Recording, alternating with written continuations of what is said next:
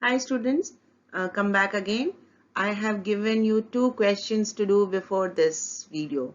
I hope you have done those two questions. What was that two questions?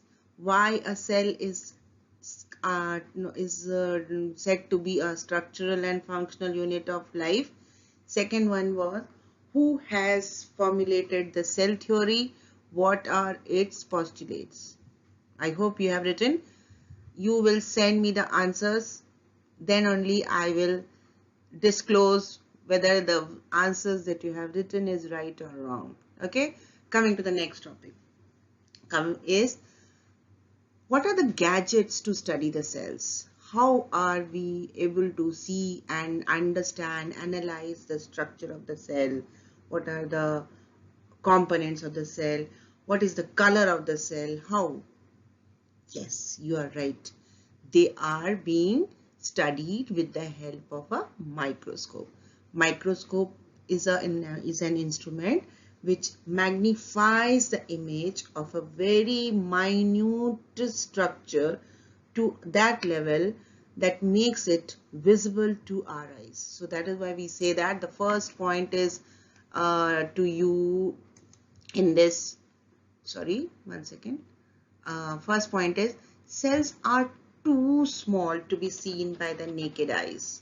If you, like, we can see each other, we can see the letters, we can see the everything around us, but a cell, which is, now suppose if we can see the leaf very easily, tree leaves are present on the tree, we can see, we pluck it, yes, we can identify this is the mango tree leaf, this is the grapes leaf, this is the rose leaf, we can.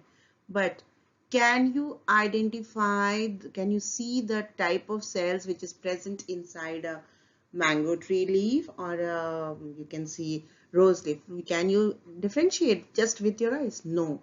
When you will cut, make a slice of it, and when we put it under the microscope, it magnifies and then it shows the shape and the structure. Okay, so what are microscopes? Just read, I'm reading the definition, just you read first and then you can copy in your text notebook. Microscopes are high resolution instruments that are used for observing fine details of very small objects. As I said, microscopes have lenses which magnifies the image to that level which makes it visible to our eye power. There are two types of microscope. This is the microscope which you have seen in the lab, our lab. Okay, so this microscope is called as a light microscope, which has the magnification range from 100 to 1500. Okay, and second one is an electron microscope. It has a very high range of magnification. Generally, it is used in the scientific work. The scientists in the biotechnology, we use this high magnifying power microscope to make it very clear images of the cells. Okay, now the next topic for the chapter is shape and the size of the cells. As I have already mentioned to you, the shape and the size, all the cells will not be of the same shape and the size. They vary according to their function. Like, suppose the muscle cells are, there are different types of muscle cells. Okay, muscle cells give strength, some muscles give flexibility. So those muscle cells which give strength, its shape and size will be different. Those muscle cells which give the elasticity or flexibility, it will have the different shape and the size.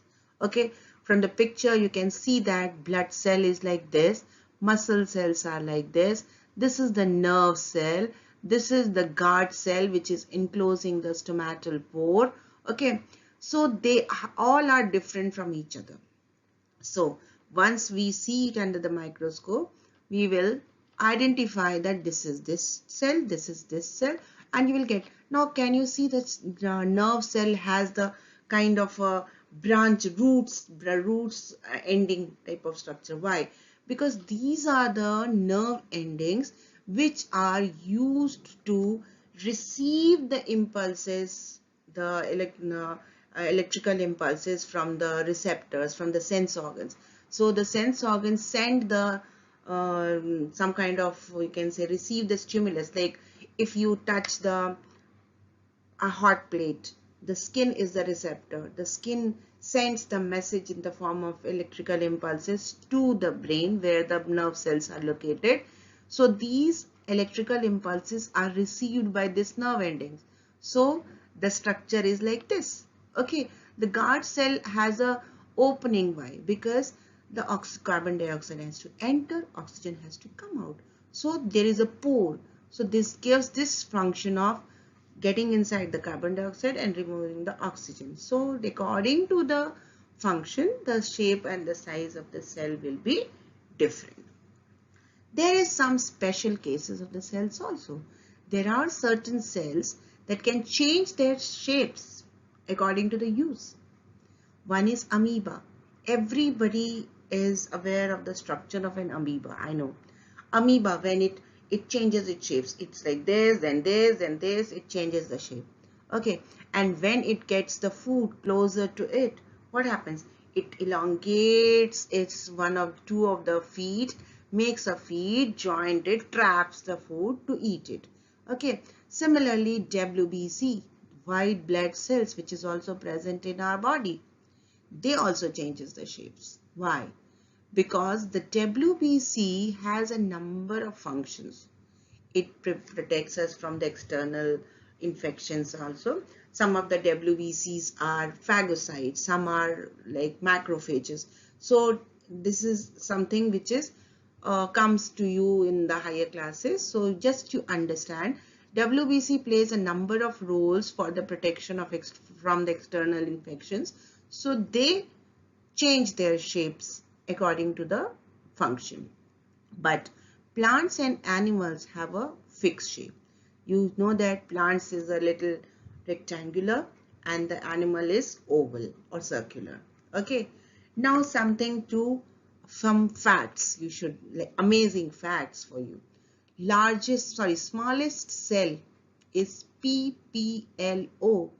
PPLO, it means, full form is pneumonia-like organisms.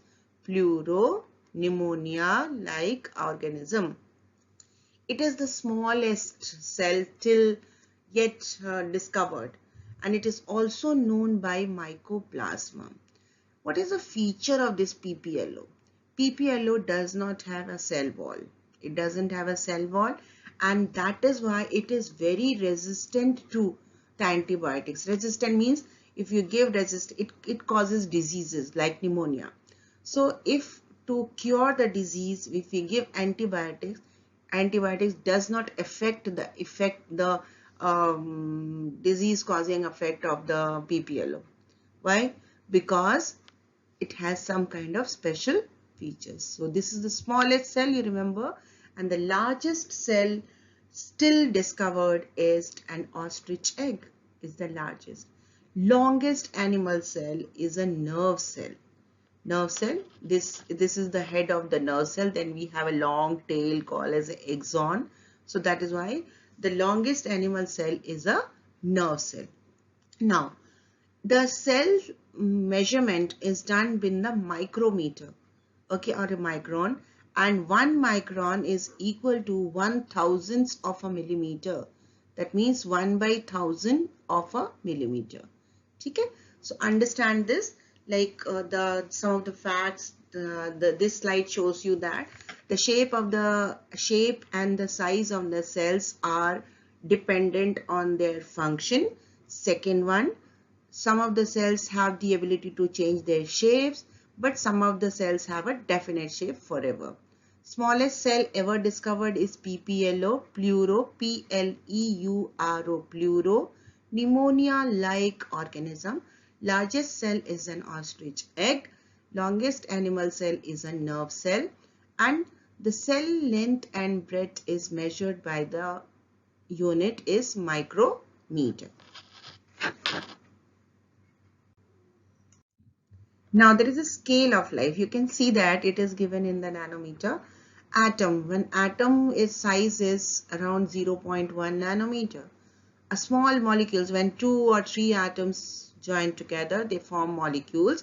It is all about the 1 nanometer. Now you can see that such small can be only measured by the electron microscope. Okay, then 10 nanometer is of a protein structure. This is lipid. Lipid means a fat molecule. Then T2 phage, this is new for you. T2 phage is also called as a bacteriophage. Bacteriophage means a kind of a virus which can infect a bacteria. Its size is for 100 nanometer. Then the chloroplast is 1 micrometer. Then this is a most, you can see that these round like structured bacteria, and this is the oval bacteria, coccus and spirally. These are between the 1 to 10 micrometer. Then you have a plant cell, an animal cell. It is of between 10 to 100 micrometer, and a fish egg size is 1 millimeter. So the light microscope has the ability to study from 1 micrometer. Smallest, it can measure little smaller than 1 micrometer, and it can measure more than that. But an electron microscope can measure till below 1 micrometer, smaller than a 1 micrometer also it can observe. If you want, you can write it down also. This is just to show you. Okay. Now you can see the hummingbird size is 0.1 meter, and without any microscope we can see a fish egg, we can see a bird, we can see human, we can see whales, we can see redwood.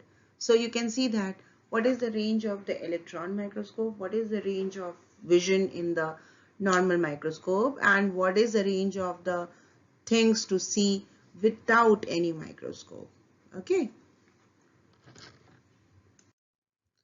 Now we come to a very important topic, that is unicellular and multicellular cells. Okay, unicellular organism, that means it will have only one cell. All the functions of the organism, like you can see that amoeba, paramecium, their body has only one cell. Whether it is digestion, excretion, respiration, everything is done by that only single cell. But a multicellular organism are made up of many number of cells. Many. It can be millions. In humans it is millions. Now, the next difference is a single cell is able to perform all the life process like obtaining food, respiration, excretion, growth, reproduction, everything by that particular cell. Just now I have said, but in the multicellular, cells have similar basic structure and perform similar basic life activities. That means there is different types of cells for different functions. Now, for the digestion process, there are different organs, and those organs are made up of different type of cells. Respiration will have organs which are made up of different type of cells. So there are specialized cells for the special function.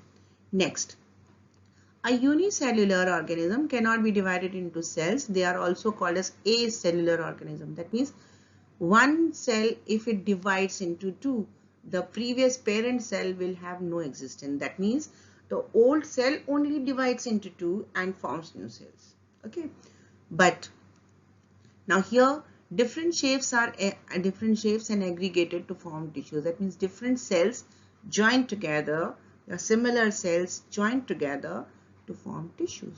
Tissues form organs. Organs give rise to organ system that perform special function. Example, plant, animal, fungus, etc. Okay, so you can see that amoeba structure you know, paramecium structure you know. So they have only one nucleus in the body.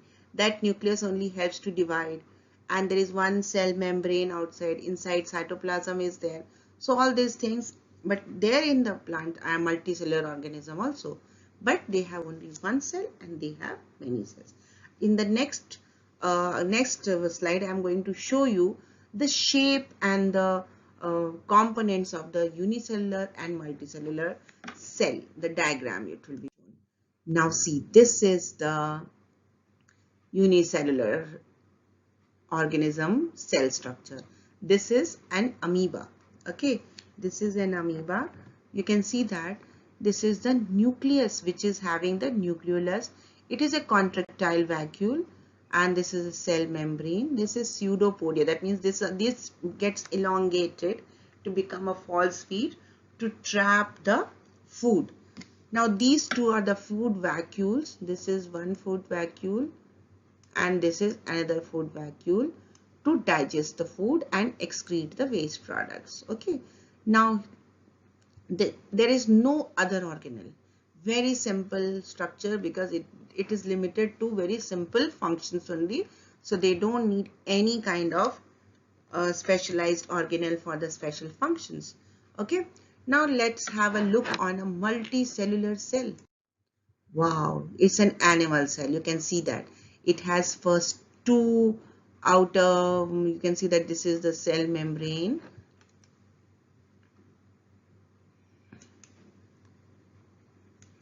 This is the cell membrane. Now inside the cell membrane, it is filled with cytoplasm, and there is a centrally located nucleus also. Inside that there is a nucleolus also. This is endoplasmic reticulum. This is mitochondria. This is, you can see, Golgi apparatus. This is the lysosome.